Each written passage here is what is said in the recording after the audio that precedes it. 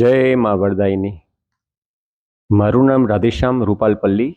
આજે તારીખ 30 ઓગસ્ટ 2024 છે અને રૂપાલ ગામના અમુક સારા યુવાનો સાથે મારે વાત થઈ અને એમને એક સારા વડીલ સાથે મને વાત કરાવી અને એમને સજેશન આપ્યું કે તમારો જે તાવડી પ્રોજેક્ટ છે અમે સમજેલા છીએ અને કરવા જેવો છે અને તમે શરૂઆત કરવી હોય તો પહેલાં મંદિરમાં કરો અને જે હાલ વિડીયોમાં દેખાય છે એ જગ્યા છેલ્લામાં છેલ્લો ચોક ગણાય છે એ લોકોનો અને અહીંયા પલ્લીજીનો અભિષેક થઈ ચૂક્યો છે. એના પછીનું જે દ્રશ્ય દેખાય છે તે દેખાય છે.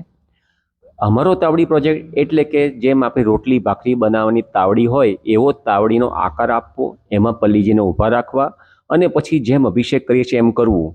આ તાવડી જે હશે તે સામાન્ય રીતે જે ઢાળ હોય છે એ 6 ઇંચનો ઢાળ હશે, સેન્ટરમાં 20 ફૂટનો ડાયામીટર હશે અને એ તાવડીની અંદર જેમ બાથરૂમમાં ટાઇલ્સ લગાવેલા હોય છે એવી રીતે ટાઇલ્સ લગાવેલા હશે. એમાં જેમ બાથરૂમમાં પાઇપલાઇન સિસ્ટમ હોય જે દેખાતી નથી એવી પાઇપલાઇન સિસ્ટમ પણ હશે જેનાથી એ અભિષેક થયેલું ઘી યોગ્ય જગ્યાએ જશે.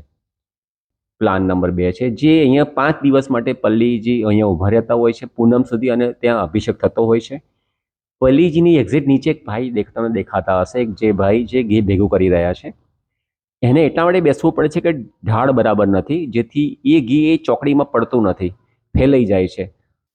પલ્લીજીને આવી રીતે વચ્ચે મૂકી દઈએ અને તાવડી જેવો આકાર હોય તો અને ગમે એટલું ઘી અભિષેક કરો પલ્લીજી ઉપર, પણ એ ઘી આ તાવડી આકારના કારણે પાઇપ વાટે આપણે એને જ્યાં લઈ જવું છે ત્યાં આ પાઇપ વાટે એને ઢાળના કારણે અંડરગ્રાઉન્ડ આ બધું કામ કરેલું હોય તો એ ઘી એ ટાંકીમાં પડશે જ્યાં આપણે લઈ જવું છે અને એ ઘી ડાયરેક્ટ એમાં જમા થશે અને એમાંથી એને બીજી જગ્યાએ ટ્રાન્સફર કરી શકાય મોટર દ્વારા, કોઈ પણ રીતે ડોલ દ્વારા, કંઈ પણ.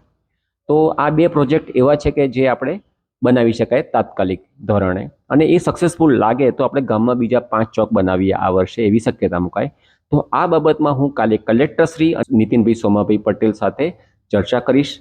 બંને જ મંદિરના ટ્રસ્ટી છે અને જો એ આ વિચારવા લાયક અને અનુકરણ કરવા જેવો લાગશે તો અમે તાત્કાલિક એને કામ ચાલુ કરાવી દઈશું અને આશા રાખું કે રૂપાલના ભાઈઓ મને સમજી શકે અને આ તાવડી પ્રોજેક્ટ સમજવા પણ કોશિશ કરે અને એનો અમલ લાવવા માટે અમને મદદરૂપ થાય.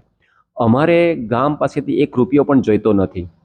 અમારી પાસે સગવડ ભગવાનની આપેલી છે અને અમે આ તાવડી પ્રોજેક્ટ અમારા ખર્ચે કરવા તૈયાર છીએ. જય મા વરદાયની.